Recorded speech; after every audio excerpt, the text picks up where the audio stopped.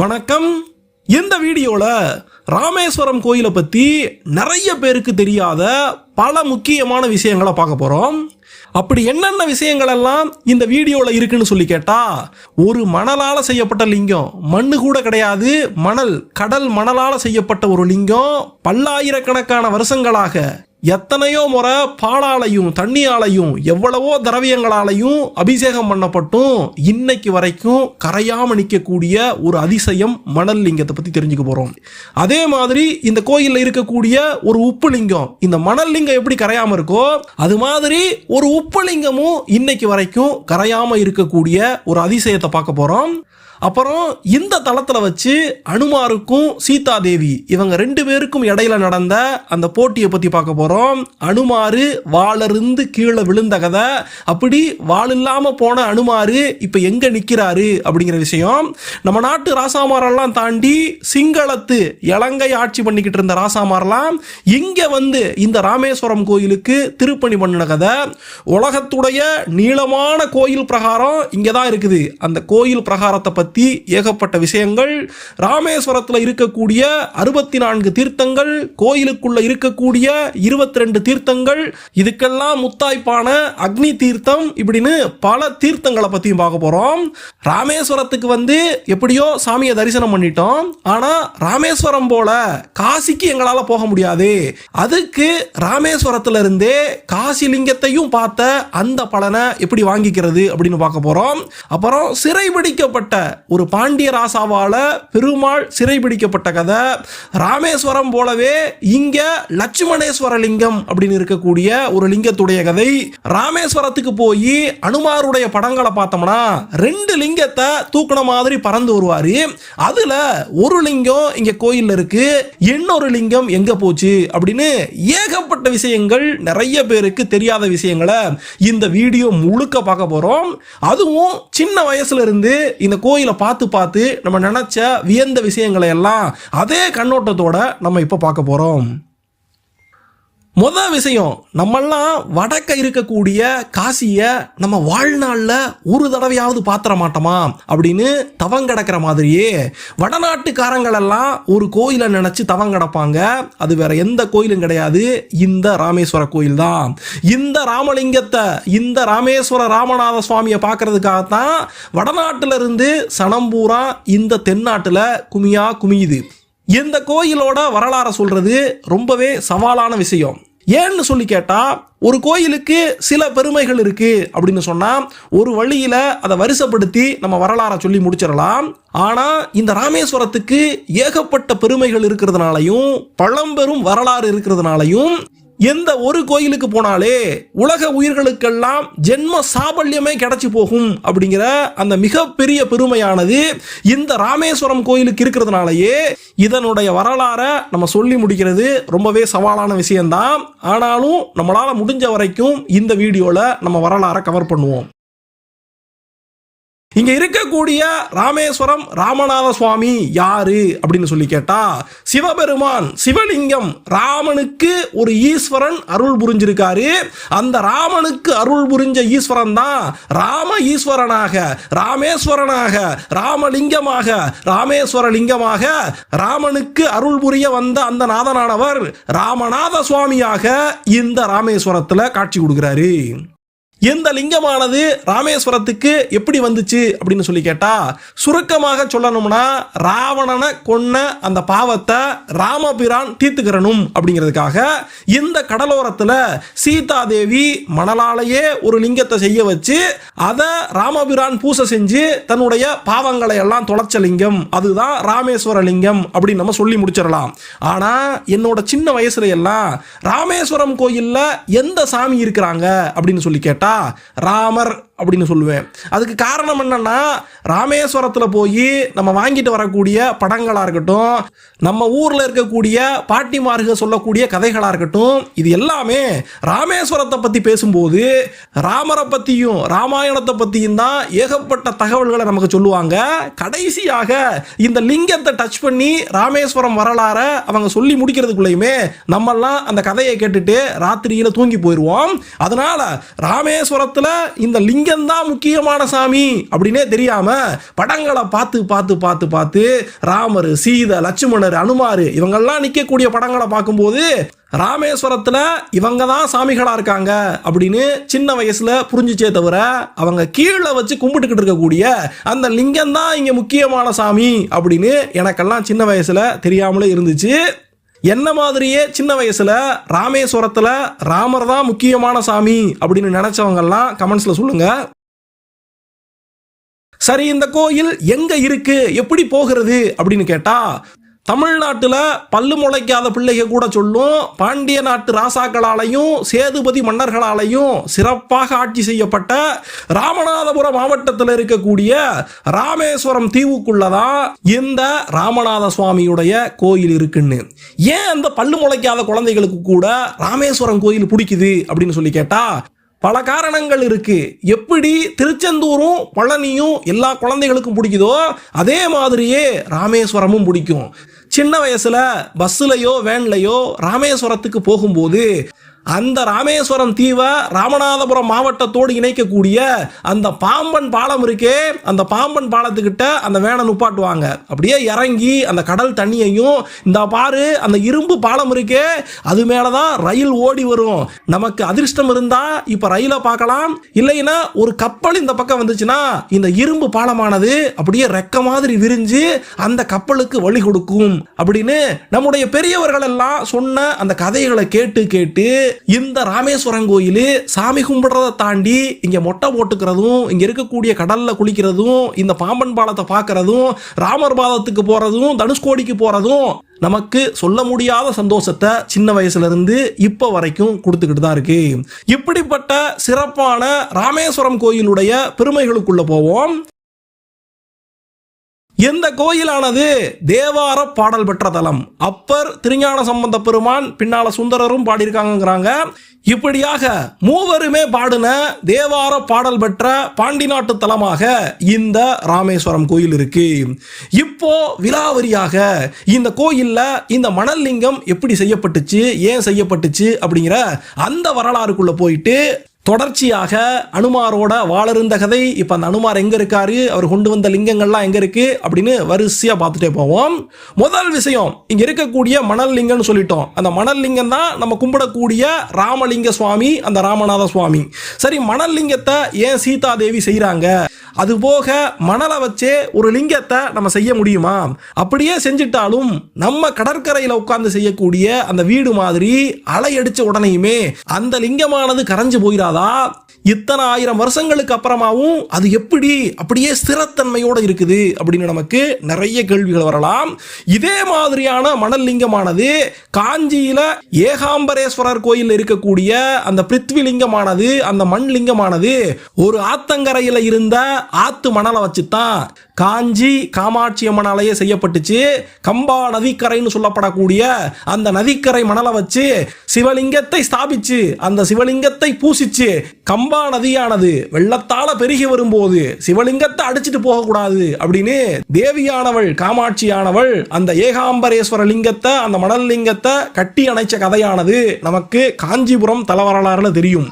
அதே மாதிரிதான் ராமேஸ்வரத்துல சீதாதேவி தன்னுடைய கணவனை ராமபிரானை பிரம்மகத்தி தோஷத்திலிருந்து காப்பாற்றணும் அப்படின்னு இங்க மணலால ஒரு லிங்கம் செஞ்சு அந்த லிங்கத்தை பூசை பண்ண வச்சாங்க. சரி, ராமருக்கு பிரம்மகத்தி தோஷம் பிடிச்சதுனால இப்படி சீதாதேவி லிங்கத்தை சமைச்சாங்க அப்படின்னு சொன்னா ஏன் அவருக்கு பிரம்மகத்தி தோஷம் பிடிக்கணும்? பிரம்மகத்தி தோஷம் ஏன் பிடிக்குது அப்படின்னு சொல்லி கேட்டா, இந்த தோஷம் பிடிக்கிறதுக்கு பல காரணங்கள் சொல்லப்பட்டாலும் ஒரு பிராமணனை நம்ம கொன்னுட்டோம் அப்படின்னு சொன்னா பிரம்மகத்தி தோஷம் பிடிக்கும் அப்படிமாங்க. இங்க ஒரு அசுரகுல வேந்தனை, ராவணனை, 10 தல ராவணனை நம்முடைய ராமபிரான் அழிச்சிட்டு வந்து நிற்கிறாரு. அவருக்கு ஏன் பிரம்மகத்தி தோஷம் பிடிக்குது? அது மட்டுமல்லாம ராவணன் ஒரு தீயவனை அழிச்சதுக்கு ஏன் சாமிக்கு பிரம்மகத்தி தோஷம் பிடிக்கணும் அப்படின்னு சொல்லி கேட்டா, ராவணன் அவனுடைய செயல்களால தீயவனாகவே இருந்தாலும் அவன் பிறப்பால் பிராமணனாக இருந்திருக்கான். எப்படி அசுரகுல வேந்தன் பிராமணனாக இருக்க முடியும் அப்படின்னு சொல்லி கேட்டா, எந்த அசுரகுல வேந்தனுடைய முன்னோர்களை எல்லாம் நம்ம போய் பார்க்கணும். இவனுடைய முன்னோர்களாக சொல்லப்படக்கூடிய ராவணனுடைய தந்தை விஸ்ரவசு அப்படின்னு சொல்லப்படக்கூடிய முனிவரானவர் ஒரு பிராமணர். இந்த விஸ்ரவசு அப்படிங்கிற முனிவரானவர் அவருடைய மனைவியானவள் அசுரகுலத்து பெண். அவளை கல்யாணம் பண்ணதுனாலதான் அசுரகுலத்தோடு சேர்ந்து ராவணனானவன் அசுரகுல வேந்தனாக மாறி போறான். அப்ப அப்பான்னு சொல்லப்படக்கூடிய விஸ்ரவசு முனிவர் ஒரு பிராமணர் தான். இந்த விஸ்ரவசு முனிவருடைய முன்னோர் யாருன்னு சொல்லி பார்த்தோம்னா புலஸ்தியர்னு சொல்லப்படக்கூடிய மகாபெரிய முனி. இந்த புலஸ்தியர் எப்படிப்பட்டவர் அப்படின்னு சொன்னா பிரம்மனுடைய மானச புத்திரர்களாக 10 பேர் பிறந்திருப்பாங்க. பிரம்மனுடைய மானச புத்திரர்கள்ல ஒருத்தராகத்தான் புலஸ்தியர் பிறந்து வந்து விஸ்ரவசு உருவாகி ராவணனானவன் தோன்றியிருப்பான். அதே மாதிரி ராவணனுடைய அம்மாவை பார்த்தோம்னா கூட அவங்களும் காஷ்யப முனி அப்படிங்கிற முனிவருடைய வம்சாவளியில வந்தவங்க தான். அந்த முனிவருக்கு பிறந்த குழந்தைகள்ல சில குழந்தைகள் தைத்தியர்கள் அப்படின்னு சொல்லப்படக்கூடிய அசுர வம்சாவளியாக மாறுது. அதுல சுமாலியா அப்படின்னு சொல்லப்படக்கூடிய அசுரனுக்கு தான் கைகேசின்னு சொல்லப்படக்கூடிய ராவணனுடைய அம்மா பிறக்கிறாங்க. ஸோ அப்பா வழியாகட்டும் இல்லை அம்மா வழியாகட்டும் அவனுடைய முன்னோர்கள் எல்லாம் பிராமணர்களாகவே இருந்ததுனாலையும் இவனும் அத்தனை வேதங்களையும் ஆய கலைகளையும் கற்றறிந்தவனாகவும் மிகப்பெரிய சிவபக்தனாகவும் இவன் இருந்த காரணத்தினால இவனை கொல்லும் போது பிரம்மஹத்தி தோஷமானது ராமருக்கு பிடிச்சிக்குது. சரி, இந்த பிரம்மஹத்தி தோஷத்துல இருந்து ராமருக்கு விமோச்சனம் கிடைக்கணும் அப்படின்னு சொன்னா அதுக்கு என்ன தீர்வுன்னா அகத்திய மாமுனிவர் வந்து சொல்றாரு, சிவபெருமானுக்கு சிவலிங்கத்துக்கு பூசை செஞ்சு வந்து அவருடைய அருள் இருந்துச்சுன்னா உங்களுக்கு பிரம்மஹத்தி தோஷமானது நீங்கி போகும் அப்படின்னு சொன்னதுனால இப்போ இலங்கையிலிருந்து சீதா தேவியை மீட்டு கொண்டு வந்து ராமேஸ்வரம் தீவுக்குள்ள நம்முடைய ராமபிரான் உட்கார்ந்திருக்காரு. அந்த இடத்துல அவர் சிவ பூஜை பண்றதுக்காக ஒரு லிங்கம் வேணும் அப்படின்னு சொல்லி அனுமார பறந்து போய் லிங்கம் கொண்டு வர சொல்றாரு. எங்க இருந்து லிங்கம் கொண்டு வர சொல்றாரு அப்படின்னு சொல்லி கேட்டா 3 இடங்களை பத்தி சொல்றாங்க. ஒன்னு என்னன்னா காசிக்கு போய் காசியிலிருந்து ஒரு லிங்கம் கொண்டு வா அப்படின்னு ராமர் சொன்னாருங்கிறாங்க. இன்னும் சில இடங்கள்ல நர்மதா நதிக்கு போய் அங்கிருந்து லிங்கம் கொண்டு வா அப்படின்னு சொன்னதா சொல்லப்படுது. ஆனா பெரும்பாலான இடங்கள்ல கைலாயத்துக்கு போய் ஈசன் உரையக்கூடிய கைலாயத்திலிருந்து லிங்கம் கொண்டு வர சொல்லி ராமர் அனுமார் கிட்ட சொன்னாரு அப்படின்னு ஒரு தகவல் சொல்லப்படுது. எது எப்படியோ அனுமார் இங்க ராமேஸ்வரத்துல கடக்கோடியிலிருந்து பறந்து கைலாயம் வரைக்கும் போய் அங்கிருந்து அந்த லிங்கத்தை எடுத்து வர்றதுக்கு ரொம்பவே நேரம் பிடிக்குது. அது மட்டும் இல்லாம ராமர் பூஜிக்கக்கூடிய அந்த லிங்கத்தை சிவபெருமானே கைலாயத்திலிருந்து தனக்கு கொடுக்கணும் அப்படின்னு அனுமார் அங்க தவம் இருந்து சிவபெருமான் கிட்ட இருந்தே லிங்கம் வாங்கி வந்தாரு அப்படிங்கிற தகவலும் சொல்லப்படுது. அப்படியாக அவர் வர்றதுக்கு காலதாமதமாகுது. ஆனா வரக்கூடியவர் ஒரு லிங்கத்தோடு இல்லாம 2 லிங்கத்தை பிடிச்சுக்கிட்டு அங்க கைலாயத்திலிருந்து இந்த கடக்கோடியில் இருக்கக்கூடிய ராமேஸ்வரத்துக்கு பறந்து வந்துகிட்டு இருக்காரு. ஆனா அவர் வந்துகிட்டு இருக்கும் போதே ஒரு குறிப்பிட்ட நேரத்தில் இந்த இடத்துல நம்ம சிவலிங்கத்துக்கு பூஜை செஞ்சாகணும் அப்படின்னு விதி இருந்ததுனால சரி இனிமேல் அனுமனுக்காக காத்திருக்க வேண்டாம், நானே கையால ஒரு லிங்கம் செய்கிறேன் அப்படின்னு அந்த கடற்கரை மணலை வச்சு ஒரு லிங்கத்தை சீதாதேவி இங்கே உருவாக்குறாங்க. அந்த லிங்கத்துக்கு ராமர் பூசை பண்ணி சிவபெருமான் கிட்ட தன்னுடைய பிரம்மஹத்தி தோஷம் நீங்கிறதுக்கு அவர் தான் வழிவிடணும் அப்படின்னு அந்த பூசையவே முடிச்சிருக்காரு. இப்படி இங்க இவங்க பூசையை முடிக்கிறாங்க. வானத்துல 2 லிங்கத்தோடு பறந்து வந்துகிட்டு இருந்த அனுமாரு ராமேஸ்வரத்துல வந்து இறங்குறாரு. சாமி, நீங்க ஒரு லிங்கம் தானே கேட்டீங்க, 2 லிங்கத்தோட வந்திருக்கேன் பாருங்க அப்படின்னு சொல்லி அந்த 2 லிங்கத்தையும் அனுமாருடைய அந்த வேண்டுதலுக்காக அந்த பக்திக்காக சிவபெருமானே கொடுத்து அனுப்பின அந்த 2 லிங்கத்தை 2 கைலாய லிங்கங்களை கொண்டு வந்து இங்க ராமேஸ்வரத்துல சேர்க்கிறாரு. அப்படி சேர்க்கும் போது மணலால லிங்கம் செய்யப்பட்டு அதுக்கு பூசையே முடிஞ்சு போச்சு அப்படிங்கிற அந்த விஷயத்தை பார்த்து அனுமாரு கோவிச்சுக்கிறாரு. சரி, தன்னுடைய பக்தன் இவ்வளவு தூரம் கஷ்டப்பட்டு இந்த லிங்கங்களை நமக்காக கொண்டு வந்திருக்கானே, அதனால அவனுடைய மனசு கோணக்கூடாது அப்படின்னு ராமர் என்ன சொல்றாருன்னா, அனுமனே நீ கோவப்படாத, இங்க சீதா தேவியுடைய லிங்கத்துக்கு ஏற்கனவே நாங்க பூஜை பண்ணி முடிச்சிட்டோம், அது உண்மைதான், ஆனாலும் ஓ மனசு கோணக்கூடாது அப்படிங்கிறதுனால சீதா தேவி உருவாக்கின இந்த லிங்கத்தை அந்த இடத்துல இருந்து அகற்றிட்டு நீ கொண்டு வந்த லிங்கத்தை இங்க வைப்பா, நம்ம பூசை பண்ணுவோம் அப்படின்னு ராமர் சொல்லும் போது அனுமாரும் இது போதும் சாமி, இப்ப பாருங்க இந்த மணல் லிங்கத்தை இங்க இருந்த இடம் தெரியாம பண்ணிடுறேன் அப்படின்னு சொல்லிட்டு அனுமாரு அந்த மணல் லிங்கத்தை அந்த இடத்துல இருந்து அகற்ற முயற்சி பண்றாரு. என்னென்னமோ செஞ்சு பார்க்கறாரு. ஆனாலும் அந்த மணல் லிங்கத்தை அவரால் அசைக்க கூட முடியல.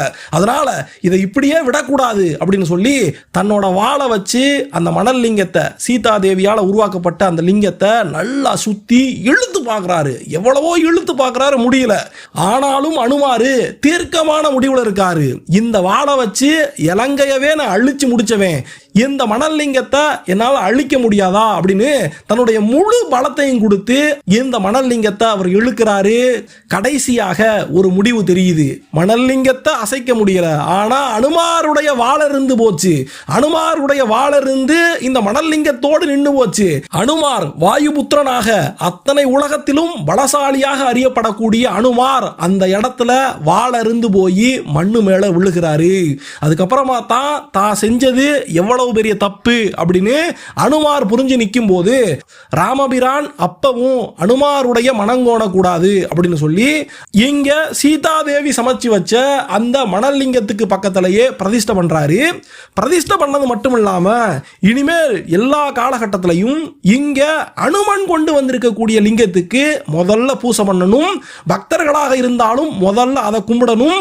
அதுக்கப்புறமா தான் சீதாதேவியால உருவாக்கப்பட்ட இந்த மணல் லிங்கத்துக்கு பூசைகளோ அபிஷேகங்களோ பக்தர்கள் கும்பிடுறதையோ பண்ணணும். அப்படி பண்ணினா தான் முழு பலனும் கிடைக்கும் அப்படின்னு ராமர் அந்த இடத்துல ஒரு வாக்கு கொடுக்கிறாரு. இப்படியாக ராமேஸ்வரம் கோயில்ல மணல் லிங்கமாக சீதாதேவியால அன்னைக்கு உருவாக்கப்பட்ட லிங்கமானது ராமலிங்கமாக, ராமநாத சுவாமியாக நமக்கு மூலவராக காட்சி கொடுக்கிறாரு. அவருக்கு அப்படியே பக்கத்துல, அவருடைய இடது பக்கத்துல விஸ்வலிங்கம், விஸ்வேஸ்வரலிங்கம், விஸ்வநாதலிங்கம் அப்படிங்கிற பேர்ல அனுமனால கைலாயத்தில் இருந்தோ இல்ல காசியில இருந்தோ கொண்டு வரப்பட்டதா சொல்லப்படக்கூடிய அந்த லிங்கமானது விஸ்வலிங்கமாக, விஸ்வநாத லிங்கமாக இந்த கோயில்ல நமக்கு அருள் புரிஞ்சுக்கிட்டு இருக்கு. பக்தர்கள் முதல்ல போய் விஸ்வநாத லிங்கத்தை கும்பிட்டுட்டு தான் இன்னைக்கு வரைக்கும் ராமநாத லிங்கத்தை கும்பிட்டுக்கிட்டு இருக்காங்க. இப்படியாக கோயில் உருவானதுக்கான முக்கியமான வரலாறை நம்ம தெரிஞ்சுக்கிட்டோம். ஆனா வடநாட்டு பக்கமெல்லாம் இந்த வரலாறுல சில மாற்றங்களோடு சொல்லுவாங்க. அது என்னன்னா, பிரம்மகத்தி தோஷம் நீங்கிறதுக்காக இங்க ராமர் உருவாக்கின லிங்கம் ராமேஸ்வர லிங்கம் அப்படின்னு சொல்ற மாதிரியே இன்னொரு கதையானது இங்க இருந்து சீதாதேவிய மீட்கிறதுக்காக ராமேஸ்வரத்திலிருந்து ராமர் கிளம்புறதுக்கு முன்னாலேயே ஒரு லிங்கத்தை ஸ்தாபிச்சு பூசை பண்ணிட்டு போனாரு. அந்த லிங்கம் தான் ராமேஸ்வர லிங்கம், ராமநாத லிங்கம் அப்படிங்கிற தகவலும் இருக்கு. உண்மையை சொல்லணும்னா ராமபிரான் இங்க இருந்து சீதாதேவியை மீட்கிறதுக்கு இலங்கைக்கு போறதுக்கு முன்னால ஏகப்பட்ட லிங்கங்களை பல்வேறு தலங்கள்லையும் கும்பிட்டுட்டு தான் கடைசியாக இலங்கைக்கு போய் அங்க ராவணனை அழிச்சு முடிப்பாரு. ஆனாலும் ராமேஸ்வரத்தில் இருக்கக்கூடிய லிங்கமானது இவர் இங்கிருந்து கிளம்புறதுக்கு முன்னாலேயே உருவாக்கப்பட்ட லிங்கம் அப்படிங்கிறத சில இடங்கள்ல மட்டும்தான் அந்த தகவல்களை நம்மளால பார்க்க முடியுது. குறிப்பா சொல்லணும்னா சிவபுராணத்துல சில இடங்கள்ல ராமர் வழிபட்டு சென்றார் லிங்கத்தை அப்படின்னு சொல்லப்படுது. ஆனா அது இந்த தல லிங்கம் தானா அப்படின்னு தெளிவான தகவல்கள் நமக்கு கிடைக்கல. அடுத்து ராமேஸ்வரத்தில் நம்ம தெரிஞ்சிக்க வேண்டிய முக்கியமான விஷயம், எல்லாரும் ஏகப்பட்ட காரணங்களுக்காக ராமேஸ்வரத்துக்கு வந்தாலும் ஒரே ஒரு முக்கியமான காரணம் என்ன அப்படின்னா, முன்னோர் சாபம் நீங்க பெறணும், மறுபிறவி இல்லாம மோட்சம் கிடைக்கணும் அப்படிங்கிற காரணத்துக்காகத்தான் ராமேஸ்வரத்துக்கு வரக்கூடிய கூட்டமானது இன்னைக்கு எக்கச்சக்கமாக இருக்கு. குறிப்பா சொல்லணும்னா சார்தாம் அப்படிம்பாங்க, 4 முக்கியமான இந்து கோயில்கள். இந்த 4 கோயில்களுக்கும் போனவங்களுக்கு மறுபிறவியே இல்லம்பாங்க.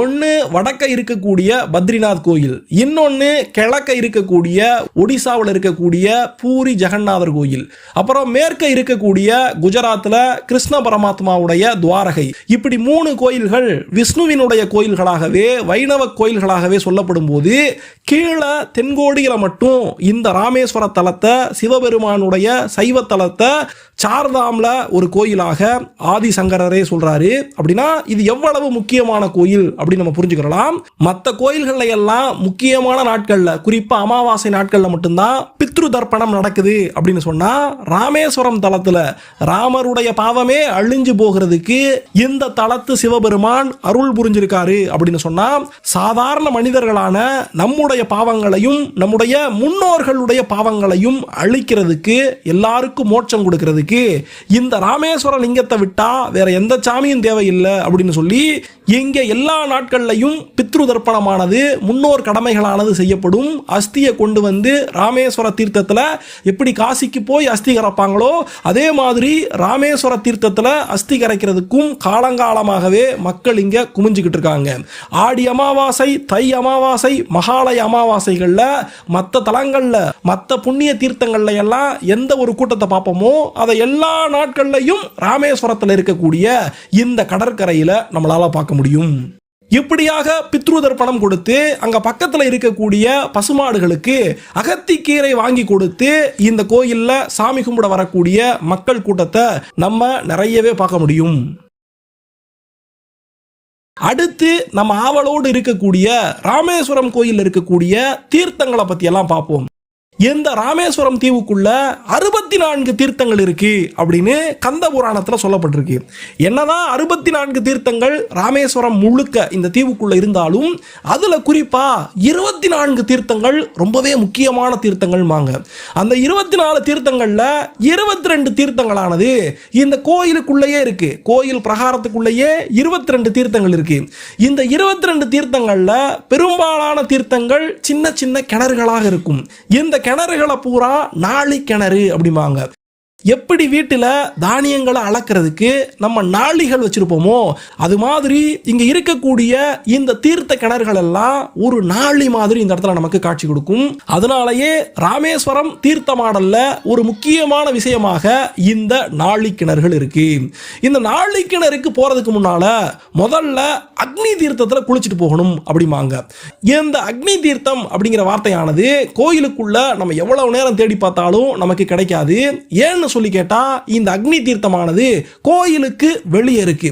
சரி, கோயிலுக்கு வெளியே எங்க இருக்கு, எப்படி போய் இந்த அக்னி தீர்த்தத்துல நம்ம நீராடுறது அப்படின்னு சொல்லி கேட்டா, முதல்ல இந்த தீர்த்தத்துக்கு ஏன் அக்னி தீர்த்தம் அப்படின்னு பேரு வந்துச்சுன்னு தெரிஞ்சுக்கிறோம். அதுக்கப்புறமா அந்த அக்னி தீர்த்தம் எங்க இருக்குன்னு நமக்கு சர்வசாதாரணமாக புரிஞ்சிடும்.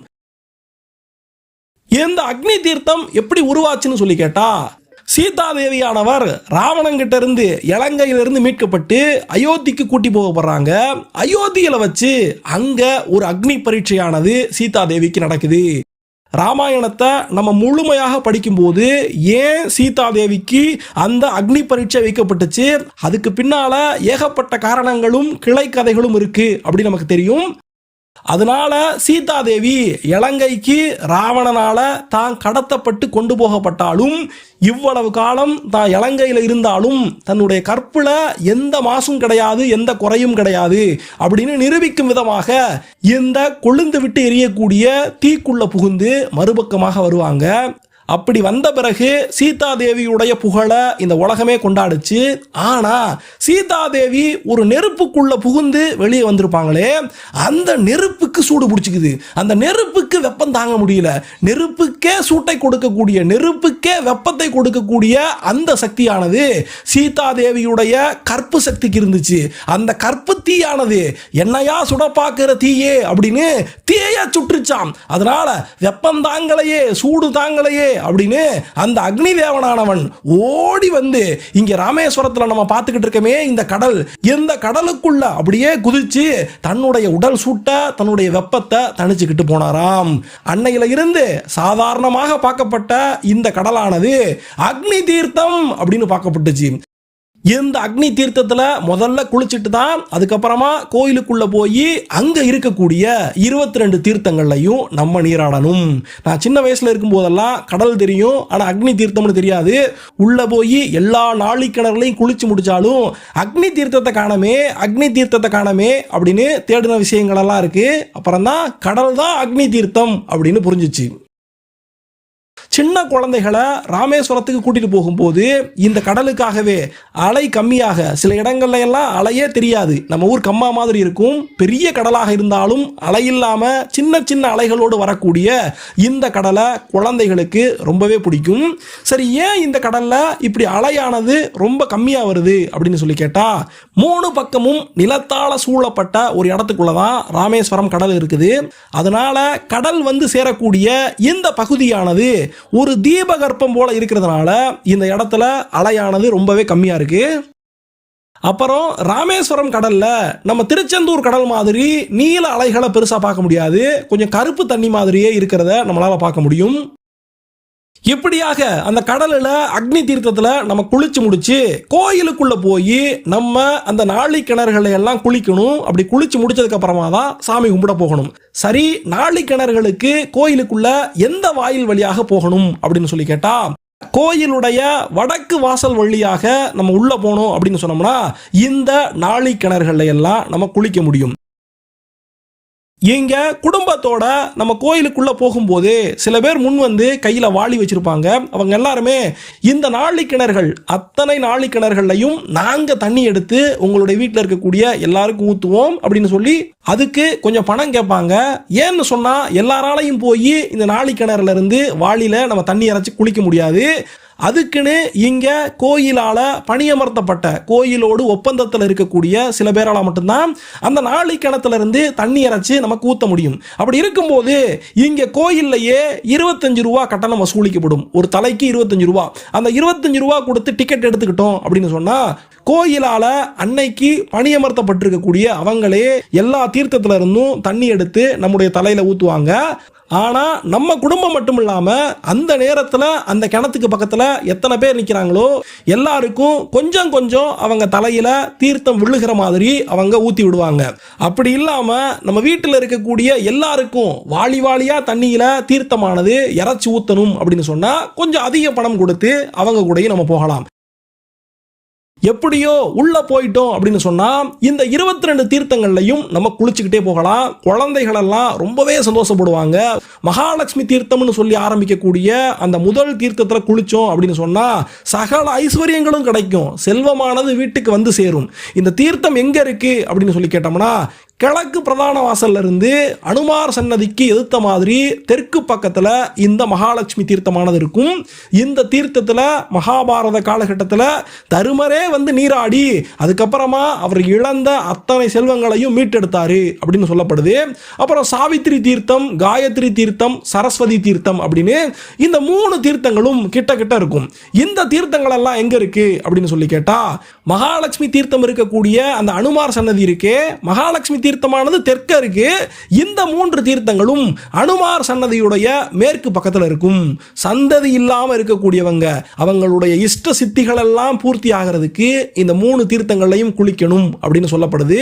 காஷ்யப முனிவருடைய சாபமே இந்த தீர்த்தங்கள்ல குளிச்சு அவருக்கு நீங்கி போச்சு அப்படிங்கிற தகவலும் இருக்கு.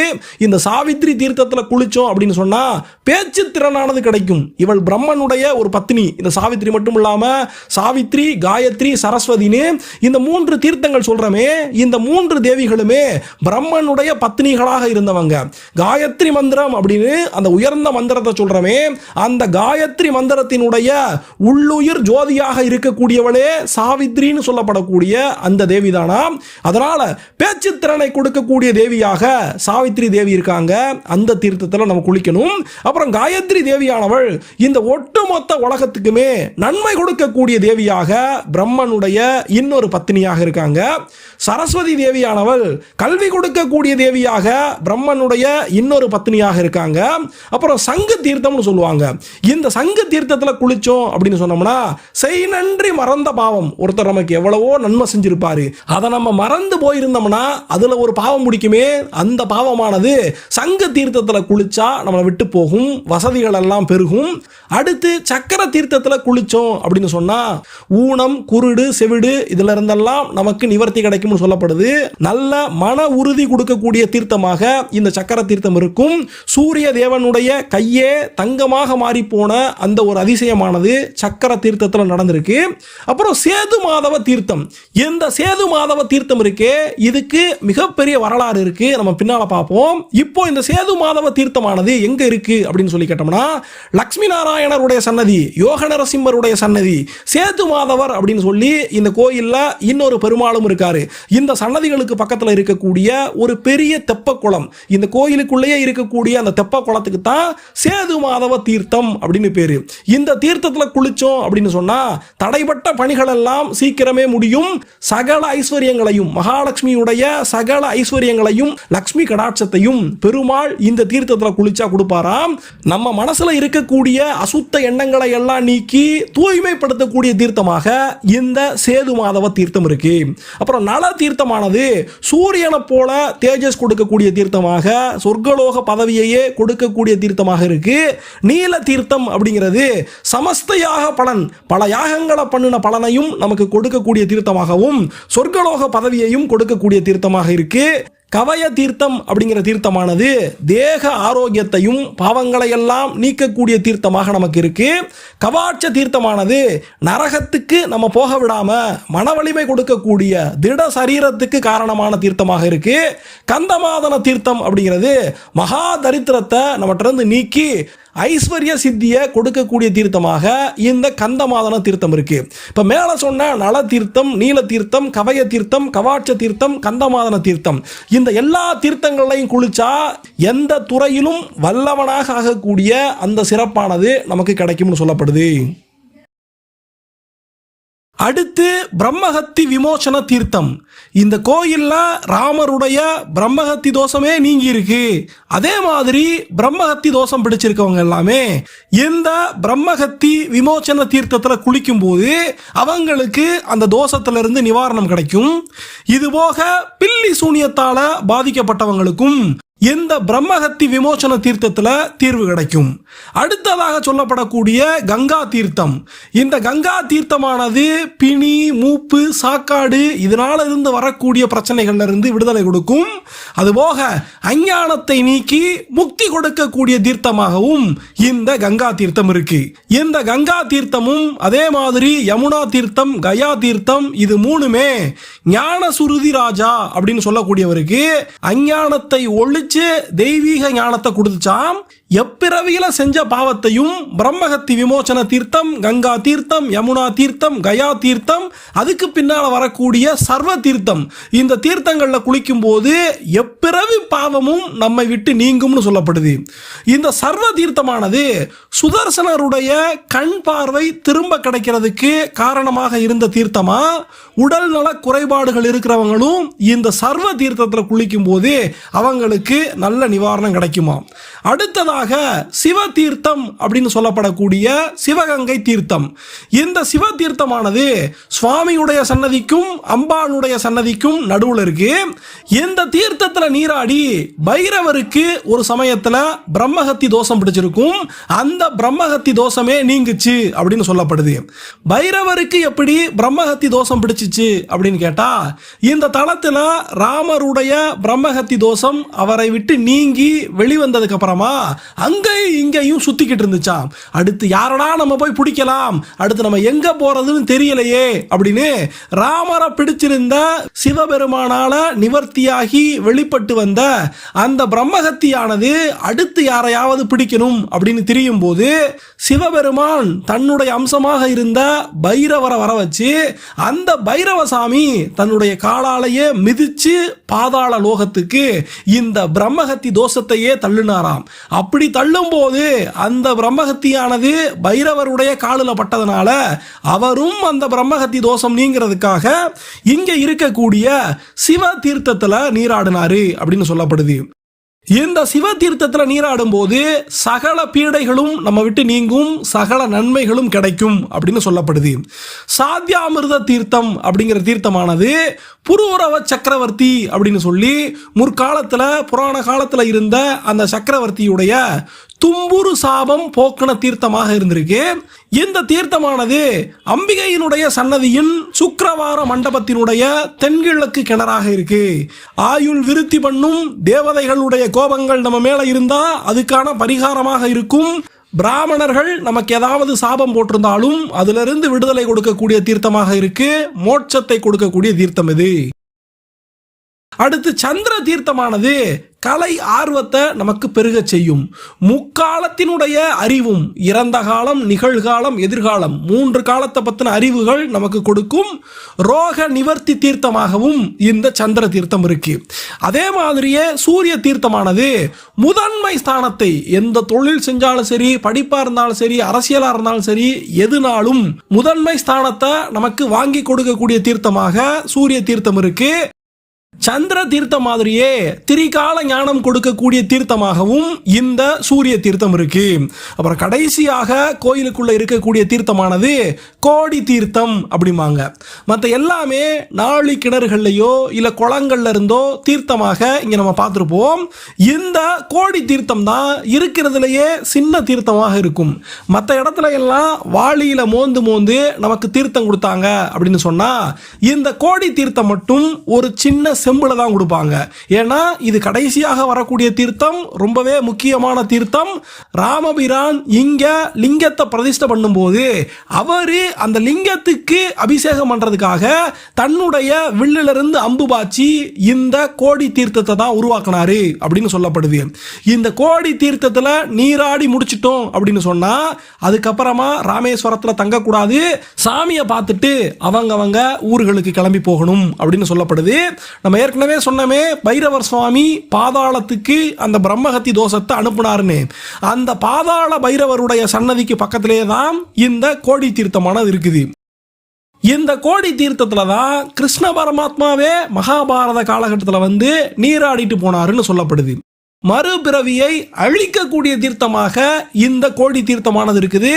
கம்சனை கொன்ன பாவம் நீங்க கிருஷ்ணர் நீராடுன இந்த கோடி தீர்த்தத்துல நம்ம நீராடணும் அப்படின்னு சொன்னா, காசிக்கு போய் ஒரு 10 மாசங்கள் இருந்த பலனும், சிதம்பரத்தில் 100 மாசங்கள் தங்கி இருந்த பலனும், குடந்தை, திருவிடைமருதூர், மயிலாடுதுறை, திருவெண்காடு, மதுரை, திருவானைக்கால், திருமறைக்காடு, திருவரங்கம், திருவாரூர், திருப்பரங்குன்றம், சீர்காழி, வைத்தீஸ்வரங்கோயில் இப்படிப்பட்ட தலங்கள்ல எல்லாம் ஒவ்வொரு ஆண்டு காலம் தங்கி இருந்த அந்த தவ பலனை எல்லாம் நமக்கு கொடுக்கக்கூடிய தீர்த்தமாக இந்த கோடி தீர்த்தம் இருக்கு அப்படின்னு சேது புராணத்துல தெள்ள தெளிவாக சொல்லப்பட்டிருக்கு. இப்படியாக கோயிலுக்குள்ள இருக்கக்கூடிய 22 தீர்த்தங்களை பார்த்துட்டோம். ஆனா மொத்தமாக 24 தீர்த்தங்கள் முக்கியமான தீர்த்தம்னு சொல்லப்படும். மொத்தம் ராமேஸ்வரத்தில் இருக்கக்கூடிய 64 தீர்த்தங்கள்ல 24 முக்கியமான தீர்த்தங்கள் இருக்கு. அதுல 22 கோயிலுக்குள்ள இருக்கு. 1 அக்னி தீர்த்தம், ராமேஸ்வரம் கடல்னு பார்த்துட்டோம். மிச்சம் இருக்கக்கூடிய அந்த 24வது தீர்த்தம் எங்க இருக்கு அப்படின்னு சொல்லி கேட்டா, தனுஷ்கோடியில இருக்கக்கூடிய தீர்த்தம் தான். தனுஷ்கோடி கடல்ல போய் குளிச்சோம் அப்படின்னு சொன்னோம்னா அதுதான் அந்த 24வது தீர்த்தம் அப்படின்னு சொல்லப்படுது. முற்காலத்துல எல்லாம் தனுஷ்கோடியில குளிச்சு முடிச்சு அதுக்கப்புறமா ராமேஸ்வரத்துக்கு இந்த தீர்த்தங்கள்ல எல்லாம் நீராடி போகக்கூடிய வழக்கம் இருந்துச்சாம். ஆனா தனுஷ்கோடியில கடல் சீற்றம் வந்ததுக்கு அப்புறமா அங்க போய் நீராடிட்டு அதுக்கப்புறமா ராமேஸ்வரத்துக்கு வரக்கூடிய வழக்கமானது விட்டு போச்சு. ராமேஸ்வரத்துல சாமியெல்லாம் கும்பிட்டு முடிச்சு ஊருக்கு போகும்போது தனுஷ்கோடியையும் பார்த்துட்டு மக்கள் திரும்பக்கூடிய வழக்கத்தை உருவாக்கிக்கிட்டாங்க. அந்த காலத்துல எல்லாம் தீவு பகுதியாக இந்த ராமேஸ்வரம் இருந்தப்ப, அதாவது தீவுக்குள்ள தரைப்பாலமோ ரயில் பாலமோ இல்லாத காலகட்டத்தில் ராமேஸ்வரத்துக்கு படகுகள் வழியாக மக்கள் தரிசனம் பண்ணிட்டு போகும்போது சில பேரெல்லாம் 30 நாட்கள் இங்க தங்கி இருந்து தனுஷ்கோடி தீர்த்தத்தில் நீராடி சாமியை தரிசனம் பண்ணிட்டு போவாங்களாம். ஆனா இன்னைக்கு இருக்கக்கூடிய இந்த அவசர காலகட்டத்தில் தனுஷ்கோடி தீர்த்தத்தில் குளிக்கிறதுக்கு வாய்ப்பு கிடைக்கும் போது 30 தடவை தொடர்ச்சியாக முங்கி முங்கி குளிச்சு 30 தடவை குளிச்சதாக மனச மக்கள் ஆத்திக்கிறாங்க. இந்த தனுஷ்கோடியில இருந்து தான் இலங்கைக்கு போறதுக்கு ராமர் பாலம் கட்டினாரு அப்படிங்கிறதுல இருந்து இது எவ்வளவு முக்கியமான இடம் அப்படின்னு நம்ம புரிஞ்சுக்கலாம். தனுஷ்கோடி அப்படிங்கிற இந்த பேருக்கு என்ன அர்த்தம்னு சொல்லி கேட்டா, ஒரு கோடி வில் அப்படின்னு அர்த்தம். இந்த ஒரு கோடி வில்லாக சொல்லப்படக்கூடிய, ஒரு கோடி ராமனுடைய வில்லாக சொல்லப்படக்கூடிய தனுஷ்கோடியில நம்ம குளிச்சோம்னு சொன்னா ஒரு கோடி புண்ணிய தீர்த்தங்களை நீராடின அந்த பலனானது நமக்கு கிடைக்கும் அப்படின்னு நம்பப்படுது. வடநாட்டு மக்கள் எல்லாம் தனுஷ்கோடியில குளிக்கிறதுடைய அந்த முக்கியத்துவத்தை புரிஞ்சுக்கிட்டு இருக்காங்க. சேது ஸ்நானம் அப்படின்னு இன்னைக்கு வரைக்கும் தனுஷ்கோடி தீர்த்தத்தை பத்தி அவங்க தெளிவா சொல்லுவாங்க. இப்படியாக தரிசனம் பண்ணி முடிச்சு கடைசியாக நம்ம கிளம்பி போறதுக்கு முன்னால இதே ராமேஸ்வரத்துல திருப்புல்லானியில் இருக்கக்கூடிய தர்பசயன ராமருடைய கோயிலுக்கு போயிட்டு போகணும். இந்த தர்பசயன ராமர் இந்த இடத்திலேயே தர்பை புல்லு மேல படுத்து கடலரசங்கிட்ட இலங்கைக்கு போறதுக்கு வழி கேட்டு இங்க தவம் இருந்தாருன்னு சொல்லப்படுது. அதனால அந்த காலகட்டத்தில எல்லாம் ராமேஸ்வரம் பார்த்துட்டாங்க அப்படின்னு சொன்னா திருப்புல்லானி போயிட்டு அப்புறம் மறுபடியும் திருச்சூழிக்கு போயிட்டு போகக்கூடிய வழக்கம் எல்லாம் இருந்திருக்கு. திருப்புல்லானிக்கு போற மாதிரியே இங்க பக்கத்திலேயே ராமர் பாதம் அப்படின்னு ஒரு இடம் இருக்கும். கந்தமாதன பர்வதம்னு கூட சொல்லுவாங்க. இந்த ராமர் பாதத்துல இருந்து தான் அனுமாரு ஒரே தாவாக லங்கைக்கு தாண்டி போனாரு அப்படின்னு சொல்லுவாங்க. இந்த ராமர் பாதத்துல வச்சு தான் இலங்கைய நம்முடைய ராமர் பார்த்து எப்படி இலங்கைக்கு பாலம் அமைக்கிறது அப்படிங்கிற திட்டத்தை இந்த இடத்துல வச்சு தான் அவர் தீர்மானிச்சாரு, இந்த இடத்துல வச்சு தான் திட்டம் வகுத்தாருன்னு சொல்லப்படுது. இந்த ராமர் பாதம் இருக்கக்கூடிய இடத்துல ராமர் பாதச்சுவடுகள் பதிந்த இடம் அப்படின்னு இன்னைக்கு வரைக்கும் காட்டக்கூடிய தடங்கள் இருக்கு. அங்க போய் நம்ம ராமர் பாதத்தையும் தரிசனம் பண்ணிக்கிறணும். இந்த ராமேஸ்வரத்தை விட்டு கிளம்புறதுக்கு முன்னால 64 தீர்த்தங்கள்ல 24 தீர்த்தங்களை பத்தி பேசிட்டோம். மீதி இருக்கக்கூடிய தீர்த்தங்கள் எல்லாம் இந்த ஊருக்கு உள்ளேயே தான் இருக்கு. அதுல சில தீர்த்தங்கள்ல போய் இன்னைக்கு குளிக்க முடியாத சூழ்நிலை ஆகி போச்சு. சில தீர்த்தங்கள் எல்லாம் மாசடைஞ்சு போயிருச்சு. ஆனாலும் சில முக்கியமான தீர்த்தங்களை போய் நம்மளால பார்க்கவாவது முடியும். அதுல ஒரு தீர்த்தம் என்னன்னா ஜடா தீர்த்தம் வாங்க. இந்த ஜடா தீர்த்தமானது ராமர் தன்னுடைய முடியை இப்படி ராவணனை வதம் செஞ்சு வந்து ராமர் தன்னுடைய தலை முழுகின இடம் தான் இப்ப நம்ம சொல்லக்கூடிய ஜடா தீர்த்தம் அப்படிங்கிறாங்க. இந்த தீர்த்தமானது தனுஷ்கோடிக்கு போற வழியில் இருக்கு. அப்புறம் அகஸ்திய தீர்த்தம் இருக்கு, நாக தீர்த்தம், நல தீர்த்தம், சகாதேவ தீர்த்தம், திரௌபதி தீர்த்தம், பீம தீர்த்தம் அப்படின்னு நிறைய குளங்களை தீர்த்தமாக வச்சிருக்காங்க. அர்ஜுன தீர்த்தம், சுக்ரீவ தீர்த்தம், ராம தீர்த்தம், சீதா தீர்த்தம், ஜாம்பவான் தீர்த்தம், வாலி தீர்த்தம், பரசுராம தீர்த்தம்னு ஏகப்பட்ட தீர்த்தங்கள் ஊருக்குள்ள இருக்கு. இதுல நம்ம முக்கியமா தெரிஞ்சுக்க வேண்டியது அனுமன் தீர்த்தத்தை பத்தி. இந்த அனுமன் தீர்த்தமானது வாளருந்து போய் ஆஞ்சநேயர் அனுமார் கீழே விழுந்தாரு, அந்த மண்லிங்கத்தை அசைக்க முடியாம அப்படின்னு தெரிஞ்சுக்கிட்டமே, அந்த வாளருந்து அனுமான இன்னைக்கும் இந்த அனுமன் தீர்த்தம் இருக்கக்கூடிய பகுதியில் ராமேஸ்வரம் ராமநாத சுவாமி கோயிலிருந்து ஒரு 700 மீட்டர் தள்ளி இருக்கக்கூடிய இந்த கோயிலுக்கு போனோம்னா வாளில்லாத அனுமனாக இங்க அபய ஆஞ்சநேயர் அப்படிங்கிற பேர்ல மணலால செய்யப்பட்ட அனுமாராகத்தான் இவர் சுயம்பு சாமியாக இருக்காரு. இவரையும் பார்த்து நம்மளால தரிசனம் பண்ண முடியும். அதே மாதிரி லட்சுமண தீர்த்தமும் ரொம்பவே முக்கியமான தீர்த்தம்.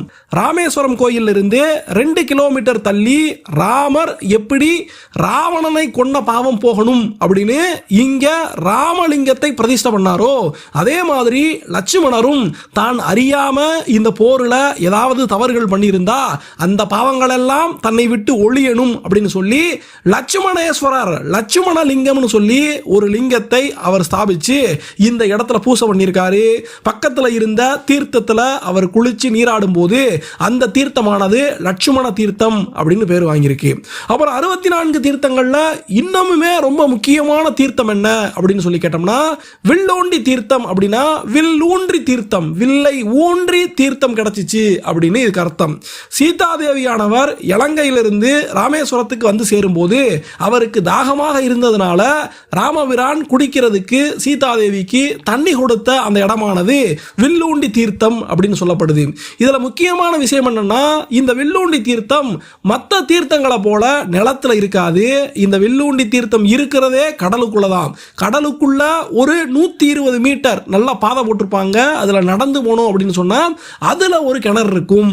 இந்த வில்லூண்டி தீர்த்தம் என்னதான் கடலுக்குள்ளேயே இருந்தாலும் 120 மீட்டர் கடலுக்குள்ள இருந்தாலும் அதுல இருந்து குடிக்கக்கூடிய தண்ணியானது எப்படிதான் இப்படி நல்ல தண்ணியா இருக்குது அப்படின்னு நமக்கே ஆச்சரியப்படும் விதமாக தங்கச்சி மடத்துக்கு பக்கத்துல ராமேஸ்வரம் கோயிலிருந்து 8 கிலோமீட்டர் தள்ளி இந்த வில்லூண்டி தீர்த்தமானது இருக்குது. இப்படியாக தீர்த்தங்களை பற்றி நம்ம நிறைய பார்க்கும்போது ஒரு முக்கியமான விஷயத்தை நம்ம புரிஞ்சுக்கிறணும். அது என்னன்னா, நிறைய பேர் ராமேஸ்வரத்திலிருந்து காசிக்கு தீர்த்த யாத்திரை போகணும், இல்லை காசியிலிருந்து ராமேஸ்வரத்துக்கு தீர்த்த யாத்திரை போகணும் அப்படின்னு வேண்டிக்கிறாங்க. இந்த தீர்த்த யாத்திரை போகிறதுல ஒரு முக்கியமான விஷயம் என்னன்னா, இந்த தீர்த்த யாத்திரை எப்போ முழுமை அடையும்னா, ராமேஸ்வரத்தில் குளிச்சு முடிச்சு இந்த அக்னி தீர்த்தத்திலிருந்து மணலை அள்ளிட்டு போகணும். அந்த மணலையும் அந்த அக்னி தீர்த்தத்திலிருந்து இந்த ராமேஸ்வர தீர்த்தத்தையும் கொண்டுட்டு காசிக்கு போகணும். காசிக்கு போய் கங்கை ஆத்துல இந்த அக்னி தீர்த்தத்திலிருந்து எடுத்துட்டு வந்த அந்த மணலை கூட்டிட்டு அங்க கங்கை ஆத்துல இருந்து கொஞ்சம் மணலை மறுபடியும் எடுத்து நம்ம சேகரித்து வச்சுக்கிறணும். இங்க அக்னி தீர்த்தத்திலிருந்து ராமேஸ்வர தீர்த்தத்தை நம்ம கொண்டு போறோமே, அதை கொண்டு போய் காசியில் இருக்கக்கூடிய லிங்கத்துக்கு நம்ம அபிஷேகம் பண்ணணும். அதுக்கப்புறமா கங்கையிலிருந்து தண்ணியை எடுத்துட்டு வந்துட்டு கங்கா தீர்த்தத்தை கொண்டு வந்துட்டு மறுபடியும் ராமேஸ்வரத்துக்கு கங்கை தீர்த்தத்தால் அபிஷேகம் பண்ணி கங்கையிலிருந்து எடுத்து வந்த அந்த மணலை இந்த அக்னி தீர்த்தத்தில் சேர்க்கணும் அப்படின்னு இந்த ரெண்டு கோயில்களும் ஒன்றோடு ஒன்று ரொம்பவே தொடர்பு பட்டிருக்கு. இதுல இந்த காலகட்டத்தில் நம்ம ராமேஸ்வரத்துக்கு வந்துட்டோம், ஆனா காசிக்கு போகிறதுக்கு தொடர்ச்சியாக போகிறதுக்கு வாய்ப்பில்லையே, நாங்க என்ன செய்யட்டும் அப்படின்னு சொல்லி கேட்கும்போது, ராமேஸ்வரத்திலேயே கங்கா தீர்த்தமானது விற்கப்படுது. அந்த கங்கா தீர்த்தத்தை நம்ம வாங்கி கொண்டு போய் ராமேஸ்வர லிங்கத்துக்கு அபிஷேகம் பண்ணும்போது அந்த பலனானது ஆண்டவனுடைய கருணையால நமக்கு கிடைக்கும் அப்படின்னு நம்பப்படுது. ராமேஸ்வரத்தில் கோயிலுக்கு பக்கத்திலையும் இந்த அக்னி தீர்த்தம்னு சொல்லப்படக்கூடிய கடலுக்கு பக்கத்திலையும் நிறைய வடநாட்டு மடங்களை எல்லாம், வடநாட்டு ஆன்மீக மடங்களை நம்மளால பார்க்க முடியும். அடுத்து இந்த கோயிலில் முக்கியமாக நம்ம தெரிஞ்சிக்க வேண்டிய விஷயம் என்ன அப்படின்னு சொல்லி கேட்டால், இங்கே இருக்கக்கூடிய அம்பிகை அம்பாளுடைய சன்னதியை பற்றி நம்ம தெரிஞ்சுக்கிறணும். ராமேஸ்வரத்தில் ராமநாத சுவாமி இருக்கிற மாதிரியே அம்பிகையாக பர்வதவர்த்தினி தாயார் இருக்காங்க. இந்த பர்வதவர்த்தினி தாயாருடைய சன்னதியில் அவங்களுடைய பீடத்துக்கு கீழே ஆதிசங்கரால் பிரதிஷ்டை பண்ணப்பட்ட ஸ்ரீ சக்கரம் இருக்குது. அது ரொம்பவே விசேஷங்கிறாங்க. 51 சக்தி பீடங்களில் இந்த தேவி இருக்கக்கூடிய, இந்த பர்வதவர்த்தினி இருக்கக்கூடிய ராமேஸ்வர தலமானது சேது பீட்டம் அப்படின்னு சொல்லப்படுது. சித்திரை மாசத்துல முதல் நாளில் சந்தன காப்போடு இங்கே இருக்கக்கூடிய தேவி நமக்கு காட்சி கொடுப்பாங்க. இந்த சன்னதி, இந்த தேவியுடைய சன்னதி அமைந்திருக்கக்கூடிய அதே பிரகாரத்தில் விபீஷணன் அமைத்து கொடுத்த, ஆதிசேஷன் மேல பள்ளி கொண்டு இருக்கக்கூடிய பெருமாளாக விபீஷணன் அமைச்சு கொடுத்த அந்த பள்ளி கொண்ட பெருமாள் இருக்காரு. எப்படி ஸ்ரீரங்கத்தில் ரங்கநாத பெருமாள் இருக்காரோ அதே மாதிரியே விபீஷணன் இங்க ராமேஸ்வரத்திலையும் ஒரு ஆதிசேஷன் மேல பள்ளி கொண்ட பெருமாள் உருவாகிறதுக்கு காரணமாக இருந்திருக்காரு. இந்த அம்பாள் சன்னதிக்கு பக்கத்திலேயே அஷ்டலட்சுமி தாயார்களுக்கும் மேற்கு பார்த்த மாதிரி சண்டிகேஸ்வரி தேவியும் நமக்கு காட்சி கொடுப்பாங்க. இந்த அம்பாள் பிரகாரத்தில் 2 விநாயகர்களும் அடுத்தடுத்து பிரதிஷ்டை பண்ணப்பட்டிருப்பாங்க. காவி உடையில் இருக்கக்கூடிய இந்த விநாயகர்கள் குழந்தை பாக்கியத்தையும் செல்வ செழிப்பையும் கொடுக்கக்கூடிய தெய்வங்கள் அப்படின்னு நம்பப்படுது. ஆதிசங்கரர் இந்த கோயிலுக்கு வந்திருந்தப்ப ஒரு ஸ்படிகலிங்கத்தை இந்த கோயிலில் கொடுத்துட்டு போயிருக்காரு. இந்த ஸ்படிகலிங்கத்தை விடிய காலையில் போனால் மட்டும்தான் நம்மளால பார்க்க முடியும். காலையில் ஒரு 5 மணியிலிருந்து 6 மணிக்குள்ள இந்த ஸ்படிகலிங்கத்துக்கு பாலாபிஷேகம் நடக்கும். இந்த ஸ்படிகலிங்கத்தை போய் பார்க்கறத மணி தரிசனம் அப்படிம்பாங்க. இந்த மணி தரிசனத்தையும் நம்ம மறக்காம ராமேஸ்வரத்தில் விடிய காலையில் போய் பார்த்தாகணும். அடுத்து இந்த கோயிலில் இருக்கக்கூடிய இன்னும் சில சிறப்பம்சங்களை பார்த்தோம் அப்படின்னு சொன்னா, மணலால சீதாதேவி லிங்கம் அமைத்த அந்த சிற்பங்களை எல்லாம், ராமர் பூஜை செய்யக்கூடிய அந்த விஷயங்களை எல்லாம் பார்க்கக்கூடிய ஒரு சன்னதியானது முதல் பிரகாரத்தினுடைய வடமேற்கு மூலையில் நம்மளால பார்க்க முடியும். அடுத்து இந்த கோயிலில் ஒரு முக்கியமான நடராஜர் சன்னதி இருக்கு. இந்த நடராஜர் சன்னதியில் பல்லாயிரக்கணக்கான ருத்ராட்சங்களால் பந்தல் போட்ட மாதிரி வச்சு அதுக்குள்ள நடராஜர் நமக்கு காட்சி கொடுக்குறாரு. மற்ற நடராஜர் சன்னதிகளுக்கு இல்லாத ஒரு சிறப்பு இந்த கோயில் இருக்கு. அது என்னன்னா, பதஞ்சலி முனிவர், யோக கலைக்கெல்லாம் வித்தகராக இருக்கக்கூடிய பதஞ்சலி முனிவர் இந்த தலத்தில் இங்கே வச்சுதான் முக்தி அடைஞ்சாரு அப்படின்னு சொல்லப்படுது. அதனால பதஞ்சலி முனிவரையும் கும்பிட்டு யோக கலையில எல்லாம் வல்லவராக வரணும் அப்படின்னு நினைக்கக்கூடியவங்க இந்த நடராஜருடைய சன்னதியில் அவங்களுடைய பிரார்த்தனையை வச்சுப்பாங்க.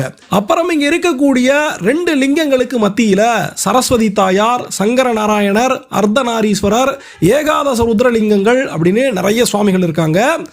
இந்த கோயிலில் சுதை சிற்பமாக இருக்கக்கூடிய நந்தியை பற்றியும் நம்ம பார்க்கணும். ரொம்பவே நீளமான உயரமான நந்தியாக இவர் இருப்பார். கிழக்கு கோபுர வாசல்ல ஒரு பெரிய அனுமார் சாமியானவர் நிற்பார். 15 ஏக்கர் பரப்பளவில் இந்த கோயிலானது பறந்து விரிஞ்சிருக்கு. இந்த கோயிலுடைய இன்னொரு முக்கியமான அம்சம் என்ன அப்படின்னு சொல்லி கேட்டால், ஜோதிர்லிங்க தலங்கள் வாங்க. இந்தியாவில் மொத்தம் இருக்கக்கூடிய 12 ஜோதிர்லிங்க தலங்களில் ஒரே ஒரு ஜோதிர்லிங்கம் தான், அதாவது வானத்துக்கும் பூமிக்குமாக நம்முடைய சிவபெருமான் உருவம் எடுத்து நின்று தன்னுடைய அடிமுடிய பார்க்க விடாம விஷ்ணுவுக்கும் பிரம்மனுக்கும் தன்னுடைய சக்தியை உணர்த்தினாரே, அந்த அம்சத்தை, அந்த நெருப்பு ஸ்தம்பத்தை ஜோதிர்லிங்கம் அப்படிம்பாங்க. இந்த ஜோதிர்லிங்க திருத்தலங்கள் மொத்தம் 12 இருக்கும்போது தமிழ்நாட்டில் இருக்கக்கூடிய ஒரே ஜோதிர்லிங்க திருத்தலமாக இந்த ராமேஸ்வரத்தை தான் சொல்றாங்க. கோயிலுடைய கோபுரங்களை பற்றி பார்த்தோம் அப்படின்னு சொன்னோம்னா, கிழக்கு திசையில் இருக்கக்கூடிய கோபுரமானது 126 அடி உயரமாக இருக்குது. மேற்கு திசை கோபுரமானது 78 அடி உயரமாக இருக்குது. இந்த மேற்கு திசை கோபுரம் தான் ரொம்பவே பழைய கோபுரம். கிழக்கு கோபுரம் பின்னால் எடுத்து கட்டப்பட்டுச்சு. கோபுரங்களை பற்றி பேசினதுக்கு அப்புறமா கோயில் பிரகாரங்களை பற்றி பேசியாகணும். இந்த கோயிலில் 3ஆம் பிரகாரத்தில் மொத்தம் 3 பிரகாரம் இருக்குது. அதில் 3ஆவதாக வெளிப்பிரகாரமாக இருக்கக்கூடிய அந்த பிரகாரமானது இந்த உலகத்தில் இருக்கிறதுலையே இதுதான் மிக நீளமான பிரகாரம் அப்படிங்கிறாங்க. இந்த பிரகாரத்தில் 1212 பிரம்மாண்டமான தூண்கள் இருக்கு. இப்போ இருக்கிறது ஒரு தீவுக்குள்ள, ராமேஸ்வரம் அப்படிங்கிற தீவு. இதில் பெருசாக மலையோ பாறைகளோ எதுவுமே இல்லை. அப்படி இருக்கும்போது 1212 இப்படிப்பட்ட தூண்கள் எல்லாம் எப்படி இங்கே கொண்டு வரப்பட்டு இந்த திருப்பணிகள் எல்லாம் பண்ணப்பட்டிருக்கும் அப்படின்னு நினைக்கும் போது நம்முடைய முன்னோர்களுடைய தெய்வ பக்தியை நம்மளால புரிஞ்சுக்க முடியும். இந்த 1212 தூண்களுமே சராசரியா 30 அடிக்கு மேல உயரம் இருக்கக்கூடிய பிரம்மாண்டமான தூண்களாக இருக்கும். இந்த உலகத்தின் நீளமாக சொல்லப்படக்கூடிய அந்த 3ஆம் பிரகாரமானது 690 அடி நீளத்துக்கு கிழக்கை மேற்கையும் 430 அடி நீளத்துக்கு வடக்கையும் தெற்கையும் பறந்து விரிஞ்சிருக்கும். இது கோயிலுடைய வெளிப்புறத்திலிருந்து பார்க்கும்போது, கோயிலுக்கு உள்ள போய் பிரகாரத்தை பார்த்தோம் அப்படின்னு சொன்னோம்னா, கிழக்கு மேற்காக 649 அடியும் வடக்கு தெற்காக 395 அடி நீளத்துக்கு எந்த பிரகாரமானது சேது நாட்டை ஆட்சி பண்ணி வந்த சேதுபதி மகாராசா முத்துராமலிங்க சேதுபதியால் உருவாக்கப்பட்டுச்சு. இந்த பிரகாரம் எப்படி உருவாச்சு அப்படின்னு புரிஞ்சுக்கிட்டோம். ஆனால் கோயில் எப்போ இருந்து இருக்கு அப்படின்னு நமக்கு ஒரு சந்தேகம் வரலாம். இந்த கோயிலானது ராமாயண காலகட்டத்திலிருந்தே இங்கே லிங்கமானது வந்துட்டாலும், மக்கள் பல்வேறு காலங்களில் பூசைகளை பண்ணி வந்தாலும், நமக்கு தெரிஞ்ச வரைக்கும் வரலாற்றில் 2500 வருஷங்களுக்கு முன்னால் இருந்தே இங்கே இந்த ராமேஸ்வரம் கோயிலானது இருந்திருக்கு. முற்கால பாண்டியர்களுடைய மூதாதையர்கள் இந்த ராமேஸ்வரம் கோயிலை உருவாக்கி வழிபட்டு வந்தாங்க அப்படின்னு நமக்கு தகவல்கள் கிடைக்குது.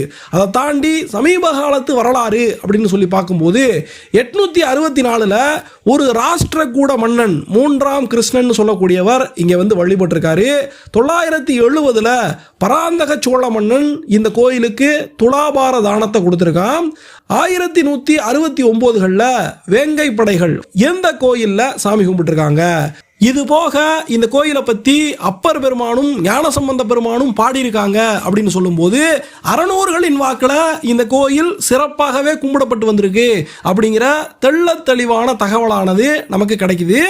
இது போக இன்னைக்கு நம்ம பார்க்குறோமே இந்த கருவறை, ராமேஸ்வரத்தில் ராமநாத சுவாமியுடைய கருவறையானது ஒரு இலங்கை மன்னனால தான் கட்டப்பட்டுச்சு அப்படிங்கிறாங்க.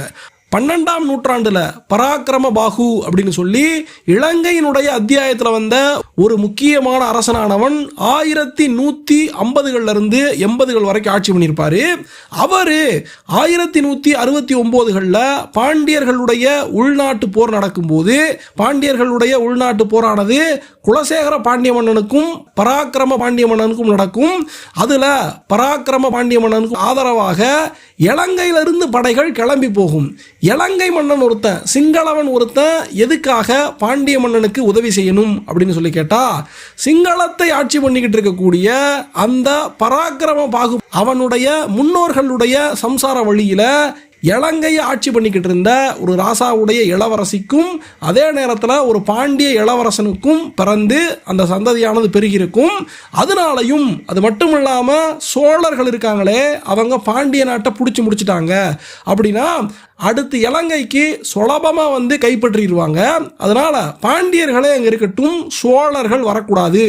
அந்த காலகட்டத்தில் வலிமை மிகுந்தவர்களாக இருந்த அந்த சோழ சாம்ராஜ்யத்தை, சோழ படைகளை தென்னாடு நோக்கி வந்து அவங்க பிடிக்காம பார்த்துக்கிறணும் அப்படிங்கிறதுக்காகவே பராக்கிரம பாண்டிய மன்னனுக்கு நம்ம உதவி செஞ்சோம் அப்படின்னு சொன்னா அந்த படைகள் இங்க வர முடியாது. பராக்கிரம பாண்டிய மன்னன் சோழ அரசையே கட்டுப்படுத்தி நிறுத்தி வைப்பான் அப்படின்னு நினைச்சுக்கிட்டு இந்த இலங்கை மன்னர்கள் பராக்கிரம பாண்டியனுக்கு உதவி செஞ்சதாக சொல்லப்படுது. இப்படி பராக்கிரம பாகு மன்னன் கருவறைக்கு திருப்பணிகள் பண்ணியிருக்கான் அப்படின்னு சொல்ற மாதிரியே அவனுக்கு பின்னால வந்த ஜெயவீர சிங்கரையன் அப்படிங்கிற மன்னனானவன் இலங்கையில திரிகோணமலை பகுதியில் இருக்கக்கூடிய கோணேஸ்வரம் கோயிலில் இருந்து கருங்கற்களை எல்லாம் இந்த பகுதிக்கு ராமேஸ்வரத்துக்கு அனுப்பி வச்சு அந்த காலகட்டத்திலேயே ஒரு மிகப்பெரிய திருப்பணியை பண்ணி முடிச்சிருக்காரு அப்படின்னு நம்ம புரிஞ்சுக்கிறோம். இப்படி பல மன்னர்களுடைய திருப்பணிக்கு அப்புறமா சேதுபதி ராஜாக்களுடைய கட்டுப்பாட்டுக்குள்ள இந்த ராமேஸ்வரம் பகுதியானது வருது. கிழவன் ரகுநாத சேதுபதி இந்த கோயிலுக்கு நிறைய திருப்பணிகளை பண்ணியிருக்காரு அப்படின்னு நமக்கு கல்வெட்டு ஆதாரங்கள் கிடைக்குது. இந்த ராமேஸ்வரம் கோயிலுக்கு விவேகானந்தர் சுவாமியும் வந்திருக்காரு. இந்த கோயிலில் திரிசங்கு அப்படின்னு சொல்லப்படக்கூடிய ஒரு சங்கு இருக்கும். அந்த சங்குக்கு அடுத்தாப்புல இன்னொரு சங்கு, அதுக்குள்ள இன்னொரு சங்குன்னு சொல்லிட்டு 3 சங்குகள் ஒரே சங்காக இருக்கக்கூடிய அந்த திரிசங்கானது இந்த ராமேஸ்வரம் கோயிலில் இருக்கு. ராமேஸ்வரம் கோயிலை பற்றி நிறைய விஷயங்களை பார்த்துட்டோம். நிறைவாக இங்கே இருக்கக்கூடிய சேது மாதவன் சன்னதி எப்படி உருவாச்சு, அந்த சேது மாதவ பெருமாள் எப்படி வந்தாரு அப்படின்னு தெரிஞ்சுக்கலாம். ஒரு காலகட்டத்தில் சுந்தரபாண்டியன் அப்படிங்கிற மன்னனானவன் நம்முடைய மதுரையை ஆட்சி பண்ணி வரும்போது அவனுக்கு புத்திர பேர் இல்லாமல் இருந்திருக்கு. அதனால ஒரு தடவை ராமேஸ்வரம் வந்து இங்கே சாமி கும்பிட்டுட்டு இங்கே விஷ்ணுவுக்காக ஒரு யாகத்தை அவன் வளர்த்தான் அப்படின்னு சொல்லப்படுது. அந்த யாகத்தால் சந்தோஷப்பட்ட விஷ்ணு பரமாத்மாவானவர் தன்னுடைய மனைவியான மகாலட்சுமி தாயார ஒரு சிறு மகளாக்கி இந்த சுந்தரபாண்டிய ராசா கிட்ட அனுப்புறாரு. இந்த குழந்தைக்கு வேற யாருமே இல்லை, நம்ம தான் அப்பா அம்மா அப்படின்னு சந்தோஷமாக குணநிதி அப்படின்னு பேர் கொடுத்து இந்த சுந்தரபாண்டிய மகாராஜா அந்த பெண் குழந்தைய வளர்த்து வந்துகிட்டு இருக்காரு. அப்படி வளர்த்து வரும்போது பெருமாள் தன்னுடைய லீலைய அந்த பெண் கிட்ட காட்டுறாரு. அந்த பெண்ணுடைய நந்தவனத்துக்குள்ள யாருக்கும் தெரியாமல் நுழைஞ்ச மாதிரி இவர் நுழைகிறாரு. அப்போ அவள் கூச்சல் போடும்போது அவரை அந்த இளைஞனை பிடிச்சு கொண்டு போய் கைகால்கள்ல சங்கிலி பிணைச்சு அங்க இருக்கக்கூடிய சிறைச்சாலையில தள்ளிடுறாங்க. இப்படியாக சிறைச்சாலைக்குள்ள பெருமாள் மகாவிஷ்ணுவே அடைபட்டு கிடக்கும் போது ராத்திரியில மன்னனுடைய கனவுல போய் நடந்த விஷயங்களை தான் யாரு எதுக்காக இங்க வந்திருக்கேன் அப்படிங்கிற விஷயத்த சுந்தரபாண்டிய ராசாவுக்கு கனவுல சொல்லும் போது உடனே சிறைச்சாலையில போய் பெருமாள் இருக்காரான்னு பார்க்கும்போது அங்க இந்த ராசா வளர்த்து வந்த அந்த மகளான குணநிதியோடு சேர்ந்து தன்னுடைய மனைவி லக்ஷ்மி தேவியோடு சேர்ந்து இவர் காட்சி கொடுத்தாராம். அதுக்கப்புறமா இவங்க 2 பேருக்கும் அங்கே திருக்கல்யாணமானது செய்து முடிக்கப்பட்டுச்சு அப்படின்னு ஒரு அருமையான தகவல் இருக்கு. எப்படி சுந்தரபாண்டிய மகாராஜா தன்னுடைய மகளிடம் இவர் குறும்பு பண்ணினாரு அப்படிங்கிறதுக்காக அவருக்கு தண்டனை கொடுத்து இப்படி சங்கிலியால பணைச்சு வச்சாரோ அதே மாதிரி இன்னைக்கு வரைக்கும் காலில் சேது மாதவ பெருமாளானவர் சங்கிலிகளை பணைச்சு வெள்ளை பளிங்கு கற்சிலையாக இங்கே நமக்கு அருமையாக காட்சி கொடுக்கிறாரு. மேற்கு திசையில் இருக்கக்கூடிய 2ஆம் பிரகாரத்துக்கும் 3ஆம் பிரகாரத்துக்கும் நடுவில் இந்த சேது மாதவ பெருமாளுடைய சன்னதி இருக்கு. இதுக்கு பக்கத்திலே தான் நம்ம ஏற்கனவே சொன்ன சேது மாதவ தீர்த்தமும் இங்கே இருக்கு. அடுத்து இந்த கோயிலில் முக்கியமான திருவிழாக்கள் அப்படின்னு சொல்லி பார்த்தோம்னா மகா சிவராத்திரி, மார்கழி திருவாதிரை, பங்குனி உத்திரம், கார்த்திகை, ஆடி அமாவாசை, தை அமாவாசை, மகாலய அமாவாசை அப்படின்னு நிறைய முக்கியமான திருவிழாக்கள் ராமேஸ்வரத்தில் கொண்டாடப்படுது. ராமர் பாதம்னு ஒரு இடம் சொன்னமே, அந்த கந்தமாதன பர்வதம், அதுக்கு மாசி சிவராத்திரி அன்னைக்கு மண்டகப்படிக்கு இங்கே இருக்கக்கூடிய ராமநாத சுவாமியும் பர்வதவர்த்தினி அம்பாளும் அங்கே உற்சவர்களாக போய் சேருவாங்க. ராமேஸ்வரம் கோயிலை பற்றி நிறைய விஷயங்களை தெரிஞ்சுக்கிட்டோம். அப்புறம் இங்கே இருக்கக்கூடிய இன்னும் சில முக்கியமான லிங்கங்களை பற்றியும் சில தலங்களை பற்றியும் நம்ம தெரிஞ்சுக்கிறணும். அது என்னன்னா, இந்த கோயிலில் நீலேஸ்வர லிங்கம் அப்படின்னு சொல்லி ஒரு லிங்கம் இருக்கு. இந்த லிங்கத்துடைய சிறப்பு என்ன அப்படின்னு சொன்னா, இந்த லிங்கமானது 3வது பிரகாரத்துல நலன், நீலன், கவன் இவங்களால பூஜை செய்யப்பட்ட அந்த சிவன் சன்னதிக்கு பக்கத்திலேயே இந்த நீலேஸ்வர லிங்கமானது இருக்குது. இந்த லிங்கம் பல நூறு வருஷங்களுக்கு முன்னால சீதையால பிரதிஷ்டை பண்ணப்பட்ட இந்த ராமநாத லிங்கம் இருக்கே, அதுக்கு முன்னால இருந்தே இந்த பகுதியில் இருந்த லிங்கம். இது மூலவ லிங்கத்தை விட பழமையான லிங்கம் அப்படின்னு சொல்லப்படுது. இந்த லிங்கத்துடைய பெருமை ராமநாதபுரம் இருக்கக்கூடிய பல பேருக்கே இன்னமும் தெரியாமலே இருக்கு. இது போக ராமேஸ்வரம் கோயில்ல ராமநாதர் சன்னதிக்கு பின்னால மூலவருடைய சன்னதிக்கு பின்னால போய் பார்க்கும்போது உப்பு கல்லால செய்யப்பட்ட இந்த லிங்கத்தை நம்மளால நல்லா பார்க்க முடியும். இந்த லிங்கம் உருவானதுக்கு பின்னால ஒரு முக்கியமான வரலாறு இருக்கு. அது என்னன்னா, ராமேஸ்வரம் கோயிலில் செய்யப்பட்ட லிங்கம் மணலால் செய்யப்பட்டிருந்துச்சு அப்படின்னு சொன்னால், இவ்வளவு காலமாக அபிஷேகம் பண்ணுறாங்களே அது கரைஞ்சு போயிருக்கும் அப்படின்னு சில பேர் வாதம் பண்ணும்போது, அந்த நேரத்தில் இந்த கோயிலில் இருந்த அம்பாளுடைய பர்வதவர்தினியுடைய பக்தராக இருந்த பாஸ்கரராயர் அப்படிங்கிறவர் தண்ணியில மண்லிங்கம் ஏன் கரைஞ்சு போகாம இருக்கு அப்படின்னு கேட்குறீங்க அப்படின்னு சொல்லி அந்த இடத்துலயே உப்பை எடுத்து உப்பையெல்லாம் கூட்டி ஒரு லிங்கத்தை செஞ்சு அந்த லிங்கத்துக்கு அபிஷேகம் பண்ணி காட்டுறாரு. யாரெல்லாம் மணல் லிங்கமாக மூலவர் லிங்கம் இருக்க வாய்ப்பில்லை அப்படின்னு வாதம் பண்ணாங்களோ அவங்களையெல்லாம் கூப்பிட்டு இந்த உப்பால செய்யப்பட்ட லிங்கத்துக்கு அவங்களையும் அபிஷேகம் பண்ண வைக்கிறாரு. எல்லாரும் அபிஷேகம் பண்ணி பார்த்தாலும் கொடங்கொடமா தண்ணி ஊத்தி கொட்டினாலும் அந்த உப்புலிங்கமானது கரையவே இல்லை. அதை வச்சு அவங்களுக்கெல்லாம் இவர் ஒரு விஷயத்தை சொல்றாரு. ஒரு அம்பிகை பக்தனான நான் உருவாக்கின இந்த உப்பு லிங்கமே இவ்வளவு அபிஷேகம் பண்ணி பார்க்கும் போதும் கரையலையே. அப்படி இருக்கும்போது சீதாதேவி லட்சுமியுடைய அவதாரமாக வந்திருந்த சீதாதேவி உருவாக்கின மணல் லிங்கம் இவ்வளவு காலமாக இத்தனை அபிஷேகம் பண்ணதுக்கு அப்புறமாவும் கரையாம இருக்கிறதுல உங்களுக்கு அப்படி என்ன அதிசயம் இருக்கு அப்படின்னு கேட்டு அவங்களுடைய வாயெல்லாம் அடைச்சாராம். அது முதற்கொண்டு இன்னமும் இந்த உப்புலிங்கமானது பல அபிஷேகங்கள் பண்ணப்பட்டதுக்கு அப்புறமாவும் இன்னமும் கரையாமலே இருக்கு. இப்படி கரையாமலே இருக்கக்கூடிய இந்த லிங்கத்தை வஜ்ரலிங்கம் அப்படின்னு இங்க இருக்கக்கூடிய மக்கள் எல்லாம் சொல்லுவாங்க. ராமேஸ்வரம் கோயில்ல இருந்து கொஞ்ச தூரம் தள்ளி தேவிப்பட்டணம் அப்படின்னு ஒரு இடம் இருக்கு. இங்க கடலுக்கு உள்ள நவ கிரகங்களை குறிக்கும் விதமாக 9 கற்கள் இருக்கும். அந்த 9 கற்களையும் அந்த காலகட்டத்திலிருந்தே மக்கள் எல்லாம் சுத்தி வலம் இந்த கடலுக்குள்ளேயே நடந்து கும்பிட்டு போகக்கூடிய வழக்கம் இருக்கு.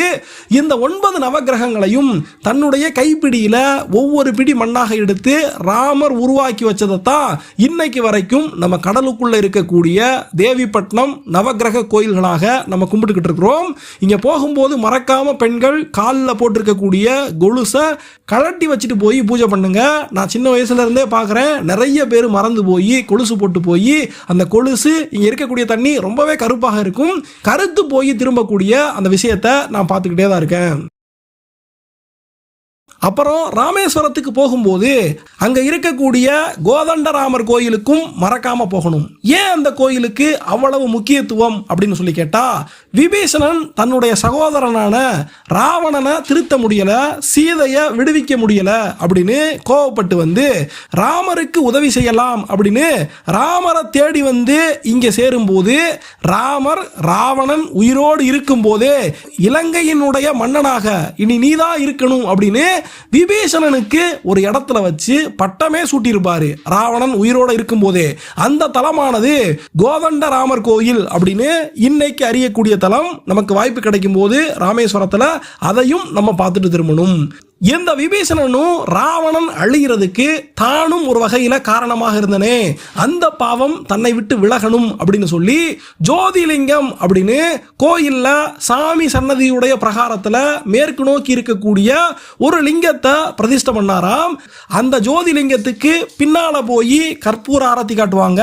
ஆனா அது முன்னால இருக்கக்கூடிய நமக்கு இளஞ்சிவப்பு நிறத்துல அருமையாக காட்சி கொடுக்கும். இப்படி ஒரு முக்கியமான லிங்கமானது விபீஷணனால ஸ்தாபிக்கப்பட்டது. பூஜிக்கப்பட்ட ஜோதிலிங்கமும் இந்த கோயிலில் இருக்கு. இப்போ எல்லாத்தையும் தெரிஞ்சுக்கிட்டோமே, அனுமாரு முதல்ல பறந்து வரும்போது 2 லிங்கத்தோட பறந்து வந்திருப்பாரு.